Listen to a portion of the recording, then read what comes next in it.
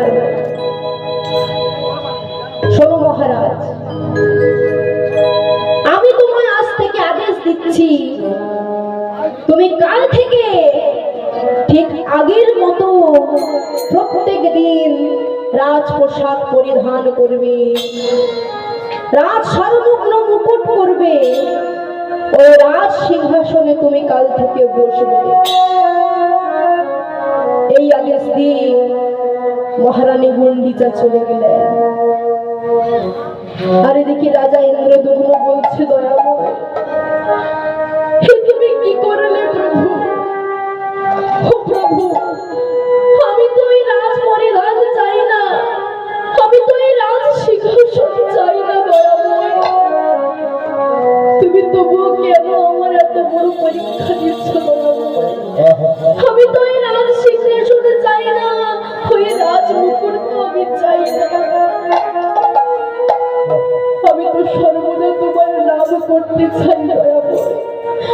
তুমি কেন আমার এমন করলে প্রভু বলো?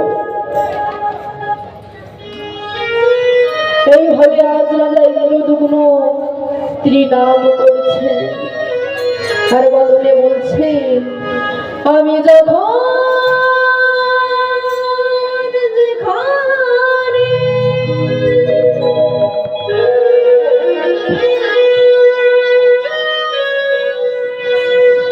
প্রভু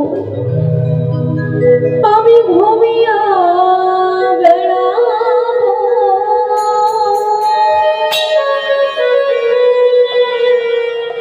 ও দয়াময় আমি যখন যেখানে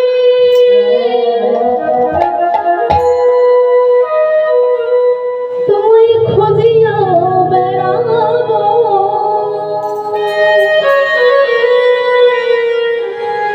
আমি দেখি তবু মুখ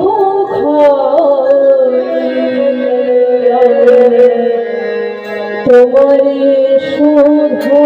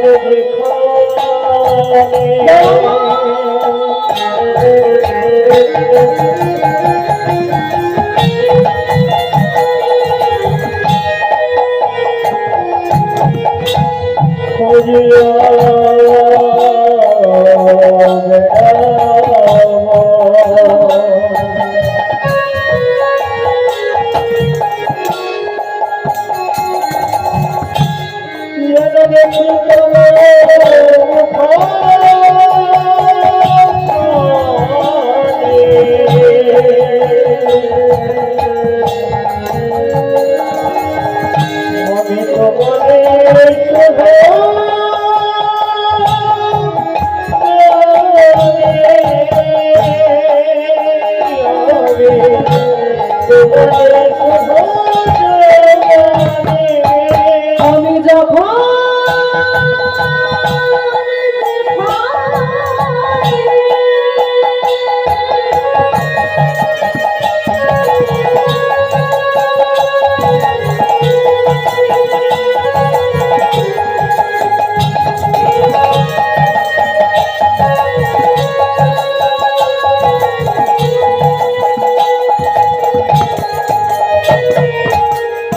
চিরতরে আমি চলিয়া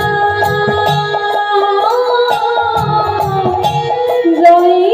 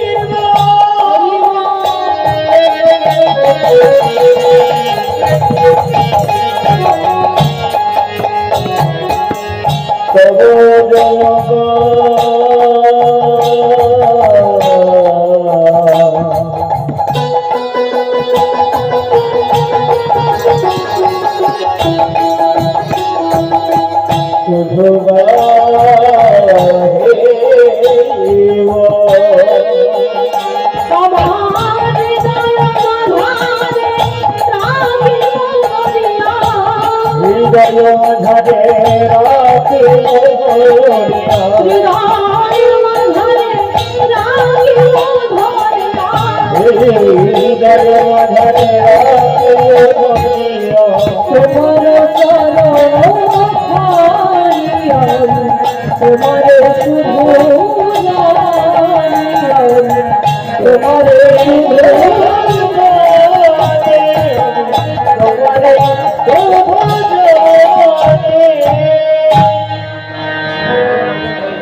এইভাবে আমাদের মাপার পাড়ায় যে নাম সংকীর্তন চলছে, আমাদের যে যিনি আমাদের সামনে আমাদেরকে আনন্দ দিবার জন্য যিনি এসেছেন, বৃষ্টি গুছাইতকে দিব্যেন্দু মাপারু 100 টাকা দিয়ে পুরস্কৃত করেছেন। আমাদের মাপারু পাড়ার তরফ থেকে ওনার জন্য সাগর আওয়ার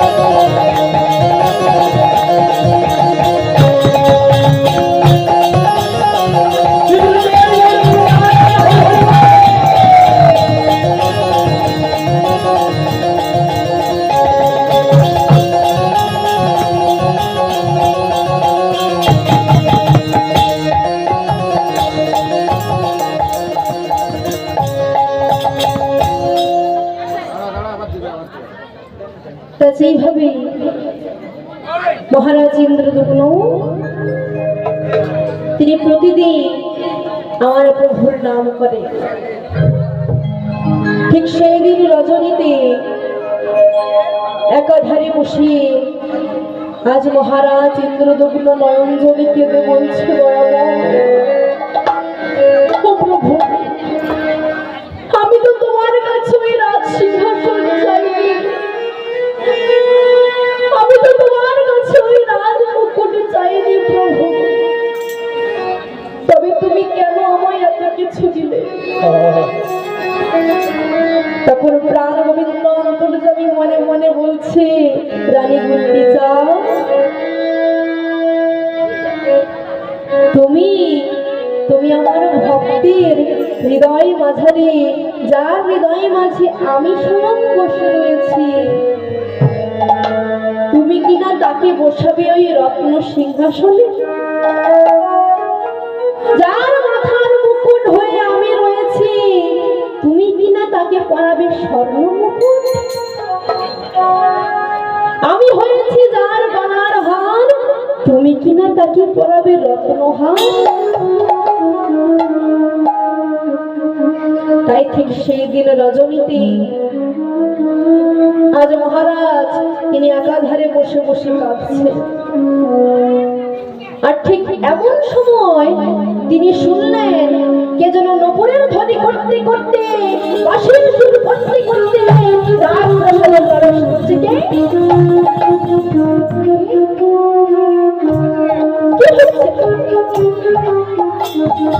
সেই নপুরের ধ্বনি শোনা যাচ্ছে, বাঁশির সুর শোনা যাচ্ছে, কে যেন বাঁশির সুর করতে করতে, নপুরের ধ্বনি করতে করতে প্রাসাদে ঢুকছে। কে এমন নপুরের ধ্বনি করছে? সেই নপুরের ধ্বনি শুনতে শুনতে তিনি চলেছেন। আস্তে আস্তে হঠাৎ সেই নপুরের ধ্বনি বন্ধ হয়ে গেল, সেই বাঁশির সুর বন্ধ হয়ে গেল। তখন তিনি চেয়ে দেখলেন যে পূর্ব আকাশে সূর্যোদয় উদিত হয়েছে। সেই প্রভাত সময় সূর্যোদয় জয় নিতাই, জয় বের হরি বল। কাল সারায়ণপুরী শিলাসঙ্কনে সারায়ণপুরী রবি যে নাম সংকীর্তন হয়েছিল, আজকে আমাদের যে নীলা জয় জগন্নাথ লীলা পরিবেশন করছেন বেনাগোলা গাছ নিবাসী আরতি গানে ওনাকে একটা পুষ্পমালার বদলে 20 টাকা দিচ্ছেন। আশা করি উনি গোবিন্দ সেবার জন্য সাধারণ গ্রহণ করবেন। সেগুলো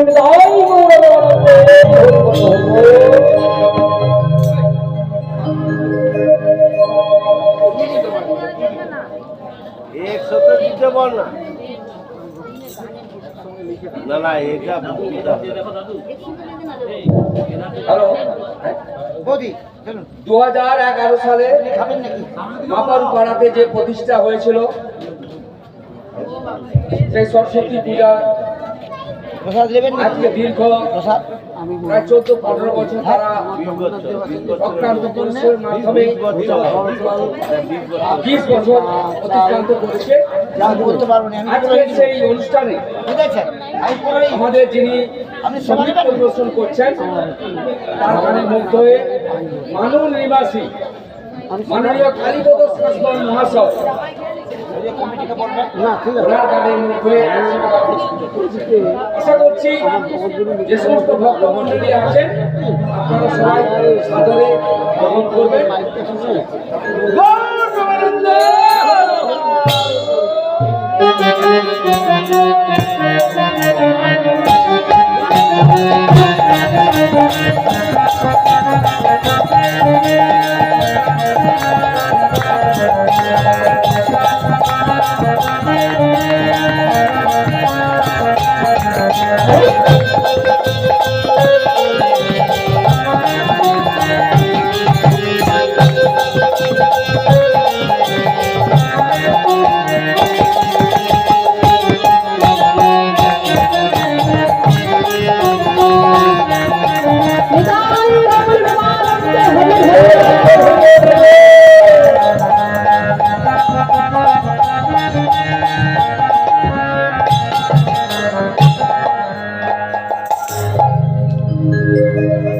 তিনি দেখলেন যে পূর্ব আকাশে সূর্যোদয় উদিত হচ্ছে। তার সূর্যদেবকে প্রণাম করে আজ তিনি মনে মনে চিন্তা করছে যে গতকাল রাতে আমি যে নুপুরের ধ্বনি শুনলাম, যেই বাঁশির সুর শুনলাম, ওটা কার ছিল? এইভাবে চিন্তা করছে। আর হঠাৎ মনে পড়ে গেল মহারানী গন্ডিচার কথা। কাল মহারানী গন্ডিচা বলে গিয়েছিলেন যে আজকে মহারাজকে রাজ পোশাক পরিধান করে প্রজাদের দর্শন দিতে যেতে হবে। তাই তিনি আজ রাজ পোশাক পরে যেই না অন্তর্মহলে প্রবেশ করেছেন, ঠিক এমন সময় একজন বহির্গানে ছুটতে ছুটতে এসে বলছে, বলে মহারাজ ইন্দ্রদুগ্ন কি, বলে মহারাজ ইন্দ্রদুগ্ন কি, বলে মহারাজ ইন্দ্রদুগ্ন কি। কি ব্যাপার নারী, তুমি তো বহির্গানী, তোমার তো বাইরে থাকার কথা, তুমি অন্তর্মহলে প্রবেশ করেছো কেন? তখন দাঁড়িয়ে বলছে, মহারাজ আপনি আজ রাজ পোশাক পরিধান করবেন, স্বর্ণ মুকুট পরিধান করবেন, তাই সমস্ত প্রজারা আপনার দর্শন দিতে এসেছে। আপনি চলুন মহারাজ। বলছেন হ্যাঁ যাব। তখন আমার বলছে যে মহারাজ ওই প্রজাদের সাথে একজন কৃষ্ণ বর্ণের বালকও এসেছে। জানেন মহারাজ, আমি যখন ওই বালককে জিজ্ঞেস করলাম যে হ্যাঁ রে বালক, এমন প্রভাত সময় তুই এই রাজপ্রাসাদে কি করছিস? জানেন মহারাজ, ওই কৃষ্ণ বর্ণের বালক নামাই বলল যে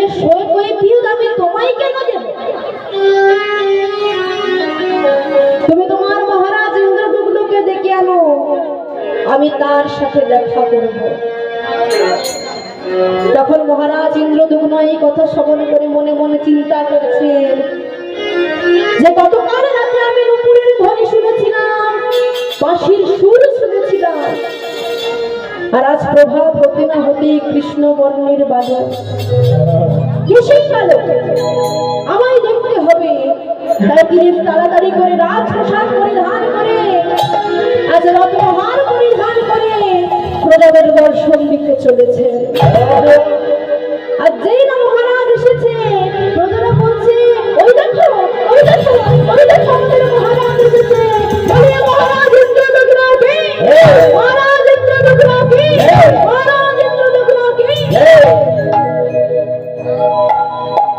আজ মহারাজ এসেছে। মহারাজ এসে প্রথমে তার রাজগুরু বিক্রম আচার্যকে প্রণাম করলেন। সেই গুরুদেব স্বর্ণ মুকুটটি মহারাজের মাথার মধ্যে পরিয়ে দিলেন। এবার মহারাজ যেই না সে সিংহাসনে বসতে যাবেন, ঠিক ঠিক এমন সময় কে যেন ছুটতে ছুটতে এসে চিৎকার করে বলছে, মহারাজ সাবধান মহারাজ, আপনি আপনি ওই রাজ সিংহাসনে বসবেন না মহারাজ, আপনি ওই রাজ সিংহাসনে বসবেন না। বলছে কেন বসবো না? না বলছে না না মহারাজ, আপনি ওই রাজ সিংহাসনে বসলে এই রাজ্যের সর্বনাশ হয়ে যাবে, অনেক বড় অমঙ্গল হয়ে যাবে। দেখছেন যে একটা কৃষ্ণ বর্ণের ছোট্ট বালক দাঁড়িয়ে রয়েছে। যেই না সেই বালকের কাছে গিয়েছে, তখন সেই বালকটি বলছে, মহারাজ আমি আপনাকে কয়েকটি প্রশ্ন করব, আপনি সেই প্রশ্নের উত্তর দেওয়ার চেষ্টা করুন। আচ্ছা মহারাজ, আপনি কি গতকাল রাত্রে কোনো নুপুরের ধ্বনি শুনেছিলেন? হ্যাঁ শুনেছিলাম। আপনি কি কোনো গতকাল রাত্রে বাঁশির সুর শুনেছিলেন? শুনেছিলাম।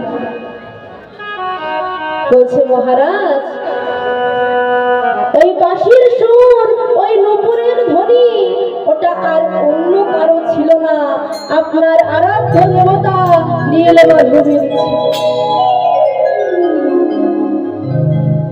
শুনুন মহারাজ,